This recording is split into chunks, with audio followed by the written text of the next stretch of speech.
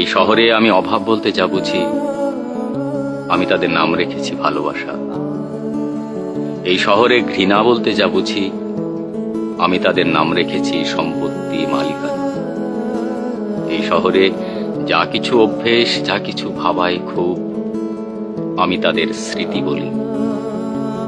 এই শহরে যারা বুঝেও না বোঝার ভান করে নিজের বোঝা চাপিয়ে দেয় অন্যের ঘাড়ে, আমি তাদের গণতন্ত্র বলি।